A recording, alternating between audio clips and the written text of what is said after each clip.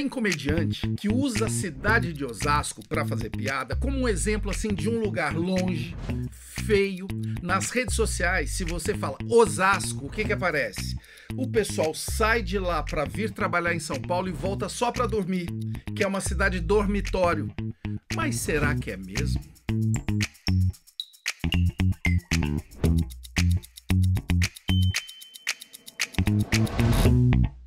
Alô, aqui é o Marcelo Taz e este é o podcast Os Movimentos da Cidade. Hoje, a nossa viagem sonora vai até Osasco, uma cidade que fica ao lado da maior cidade do país e por isso que muita gente acha que a vida em Osasco só existe graças a São Paulo.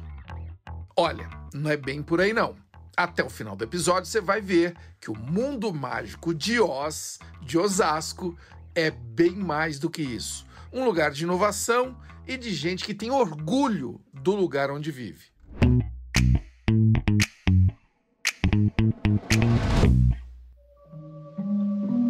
Follow the yellow brick road?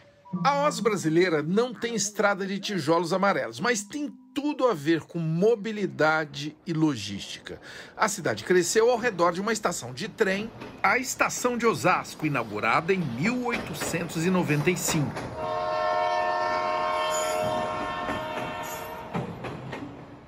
O primeiro avião que decolou na América Latina foi em Osasco. O espanhol Dimitri de Lavaux decolou com um aeroplano 100% feito no Brasil. E já que estamos falando em mobilidade, tem o Vila Yara, o ônibus que circula por cada centímetro quadrado dessa cidade. Reza a lenda que se um osasquense estiver perdido em qualquer lugar do mundo, é só esperar um pouquinho que vai passar o Vila Yara.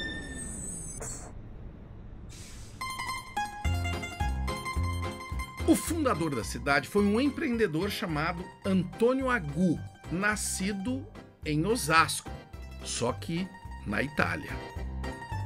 Isso mesmo, ao redor de Turim, a cidade industrial italiana, existe uma comuna chamada Osasco.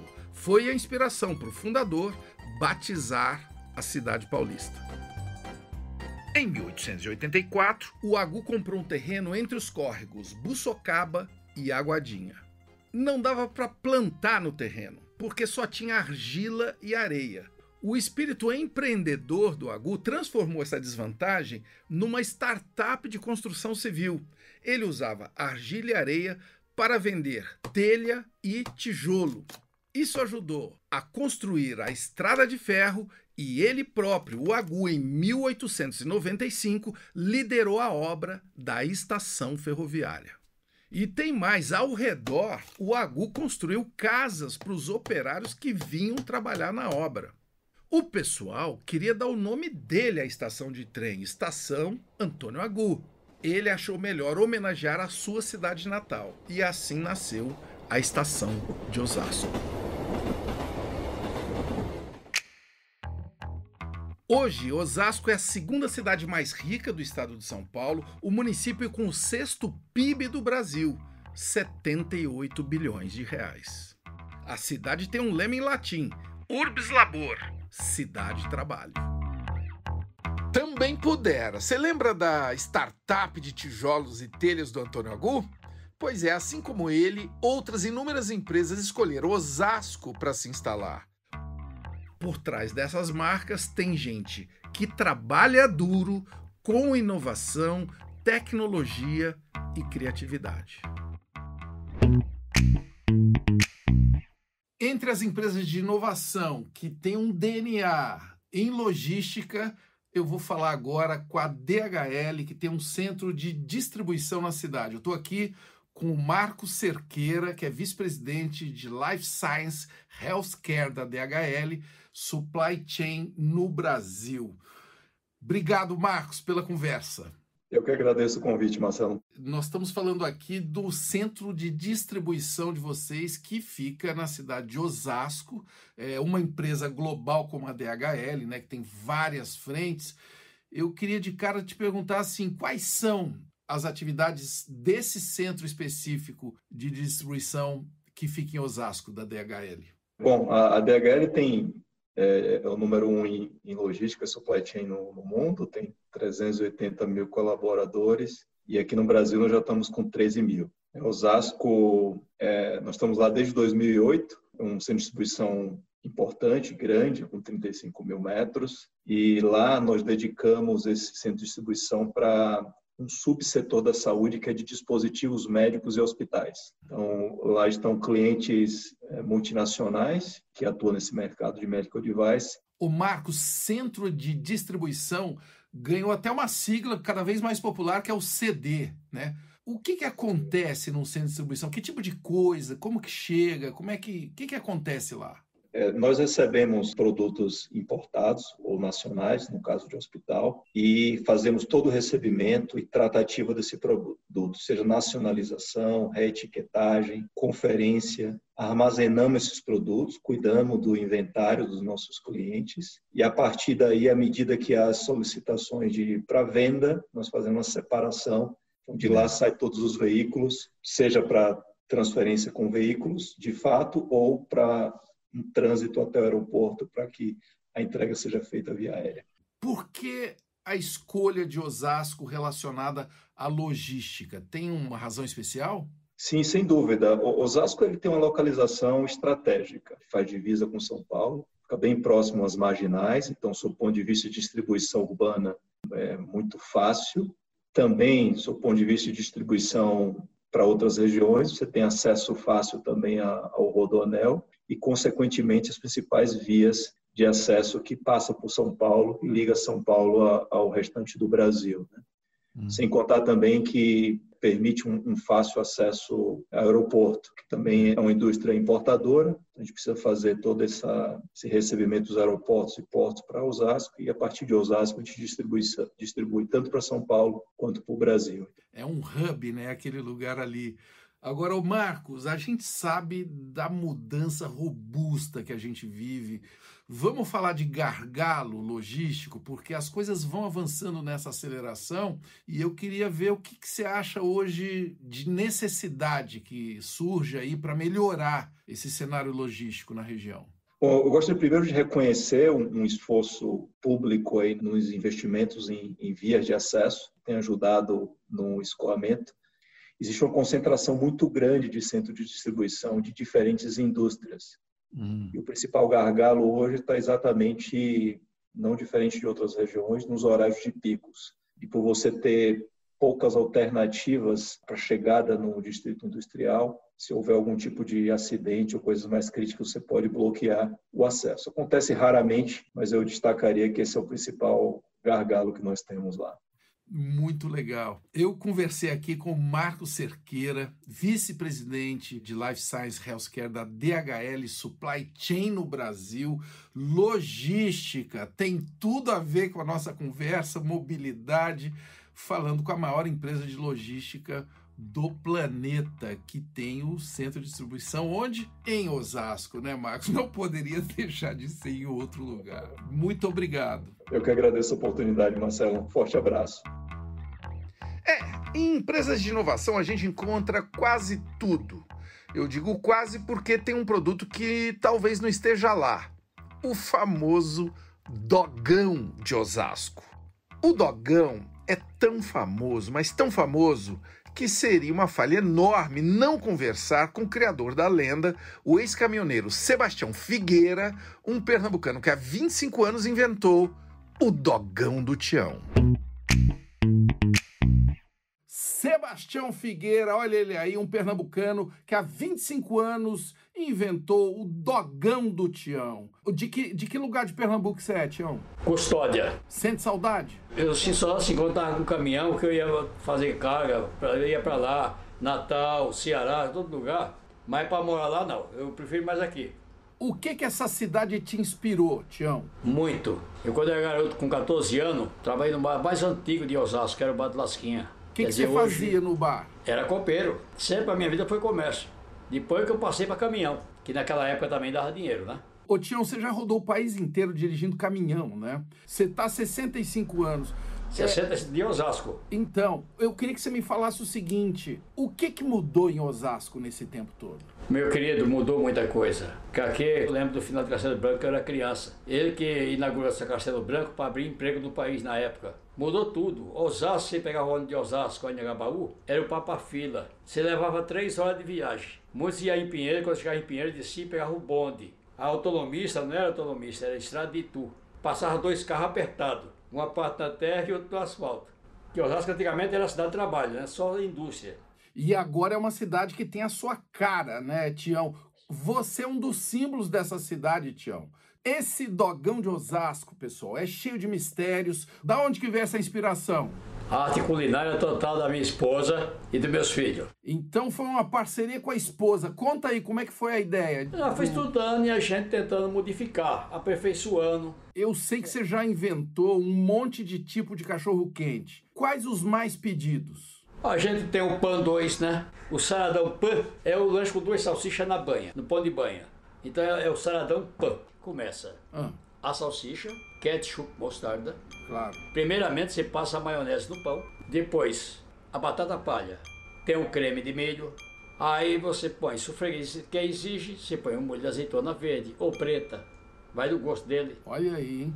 O repolho, o vinagrete, Rapaz. põe o purê, a maionese, aí em cima vai o recheio, catupiry e cheddar, Nossa. que é de qualidade. Deus. E depois, por último, em cima, é o queijo ralado bom. Me deu uma fome, Tião. É uma pena eu estar do lado de cá e não poder comer esse dogão, rapaz. E você sabe qual é o segredo dele? Ah. É que ele não engorda.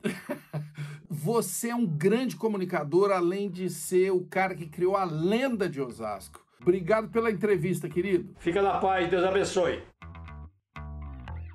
O Tião é um influenciador raiz, analógico. 25 anos de calçadão. Mas será que a nova geração de Osasco conhece o dogão do Tião? Eu estou com o Lucas Pape, um jovem de 27 anos que tem 20 de carreira. Como é que é possível isso, Lucas? Eu não entendi isso. Eu acho que é trabalhando, Marcelo. Eu acho que assim... É incrível.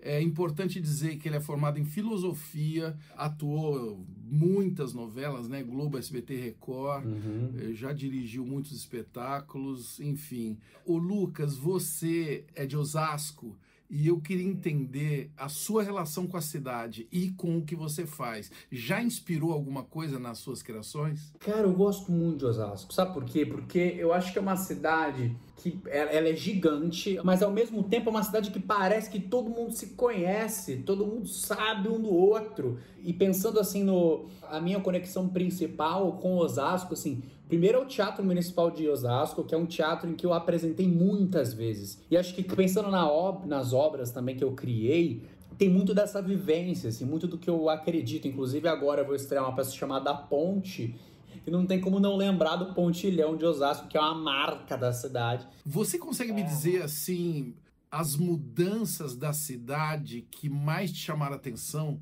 nesse seu arco de vida em Osasco?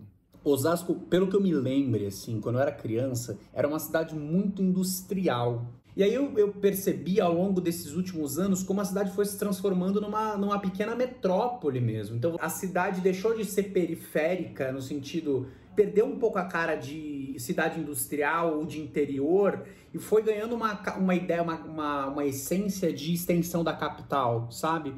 Ô Lucas, o que você mais gosta em Osasco? O que eu mais gosto em Osasco? Nossa, que pergunta. O que eu mais Será que é o gosto Vila Iara, que é o ônibus que passa em cada centímetro de Osasco? Que eu já peguei muito, né, quando eu ia pro Bradesco, o Vila Iara. O que eu mais gosto na cidade são das pessoas daqui. É uma cidade de gente que realmente batalha, que trabalha, que se esforça. Existe quase uma alma própria na cidade. Isso me encanta, assim, eu acho super bonito isso. Você já provou o dogão do Tião? Osasco é a terra do cachorro-quente, todo mundo sabe disso. Porque assim, a grande verdade de Osasco é que assim, Osasco é a capital do cachorro-quente, porque principalmente você pega no calçadão lá de Osasco, assim, deve ter, sem brincadeira, umas 70 barraquinhas. Porque Osasco praticamente inventou o cachorro-quente. E entendeu? é a cidade dos pombos também, né? Exatamente. Não, gente, calçadão é pombo. É o pombo pegando os pedaços de pães de cachorro-quente que caíram da galera comendo. Esse é o ciclo da vida aqui de Osasco. Que maravilha. Eu conversei aqui com Lucas Pape, ator, diretor, professor de teatro, dramaturgo, escritor, com 27 anos. Muito obrigado, Lucas. Boa sorte. É um prazer. Valeu, Lucas. Lembra do filme O Mágico de Oz? No começo dele, lá no Kansas, é em preto e branco. Quando a Dorothy e o Totó chegam em Oz, fica tudo colorido. Mas nós não estamos mais no Kansas, Dorothy. Aqui é Oz, cores brilhantes, mentes inquietas. Guilherme Aparecido Dantas, o MC Guimê, estrela do funk ostentação, nascido em Osasco, na Vila Isabel. Que memórias que você tem da Vila Isabel, onde você nasceu em Osasco, Guimê? Cara, Vila Isabel, para mim, é minha história, minha vida. Inclusive, quando eu fiz um marco na minha história, que foi País Futebol, uma música minha, onde teve a participação do Neymar, do Emicida, eu fiz questão do trabalho chegar no Vila Isabel, a gente fazer o clipe no Vila Isabel, mostrar ali um pouco da minha vivência, do que eu tinha passado. Inclusive, no Vila Isabel tem uma relação muito forte com o futebol de várzea, né? O futebol também das escolinhas de futebol que tinham ali. E dali também que saiu um pouco essa questão musical, né? E você tem orgulho de ser de Osasco? Esse lugar já te inspirou em alguma das suas letras? Com certeza, irmão. Eu tenho muito orgulho, inclusive, se vai no meu Instagram, vira e mexe, eu posto lá uma hashtag que é de Osasco pro mundo. Porque ali em Osasco, cara, foi meu início e ali em Osasco eu comecei a ser conhecido. Então ali em Osasco foi a minha fonte de inspiração, tá ligado? Eu falei, mano, vai dar certo, eu vou pro mundo. E graças a Deus cheguei. Ô Guimê, hoje você não mora mais em Osasco, né? Mas quando você vai, o que você mais gosta de fazer lá? Irmão, o primeiro que eu faço, que é uma função até necessária, eu acho que todo mundo faz, né? É cortar cabelo. Tem um primeiro passo que é isso. Tem gente que fala pra mim, Guimê, mas às vezes você tá lá do outro lado do mundo, cara. Você vem aqui em Osasco cortar o cabelo. Eu falo assim, parceiro, deixa eu. Isso aí me traz até uma boa energia. De Osasco para o mundo. Ô Guimê, você tem centenas de milhões de visualizações no YouTube, seguidores em todas as redes sociais, e você chegou a fazer 50 shows por mês, 9 na mesma noite. Esse lugar, né, que você morava, eu tô falando da época que você morava aí na cidade de Osasco, essa localização da cidade, ela facilitava a logística desse rolê? Irmão, no meu ponto de vista, para mim facilitava, mas para minha equipe às vezes complicava, porque eu comecei a trazer pessoas para trabalhar comigo, onde um era de Mauá, outro era da Zona Leste de São Paulo, só que eu me mantive em Osasco um bom tempo. Essa época que eu fazia 50 shows no mês era de Osasco. Então a gente fazia os pontos de encontro ali em Osasco e eu sempre trazia meus amigos para lá. Às vezes eu andava por avenidas conhecidas, quem ali mora em Osasco vai saber. Avenida Pedro Pinho, Avenida Edelbrando de Lima, Autonomistas, essas avenidas que eu andava sempre tinha os comércios, né? Então eu comecei a rimar com esses comércios. Eu me lembro de situações onde eu voltava de a pé com amigos meus e a gente voltava, por exemplo, na Avenida Pedro Pinho. E aí eu me lembro de fazer o Guimê cantando, parceiro, eu tô sem pressa, passei no Barderon, no Maurício Autopeça, tô na oficina, tô mandando a minha rima, um abraço para os mano e um beijinho para as meninas. Eu tô com o Marcelo Tais, rimando ao vivo, tu tá ligado, parceiro, que a fé está comigo. Firme e forte desse jeito, vagabundo. Se tu não conhece, Guimê de Osasco pro mundo. Eita, este é MC Guimê, brigadíssimo, o garoto Guilherme Aparecido Dantas da Vila Isabel. Valeu, Guimê. Valeu, que agradeço, meu irmão. Deus abençoe.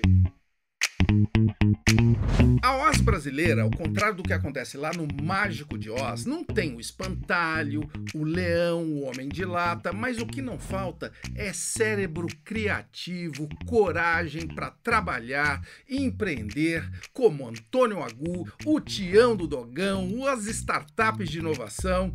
Pega o Viliara e venha se surpreender com o mundo de Oz, a Osasco brasileira. Até a próxima.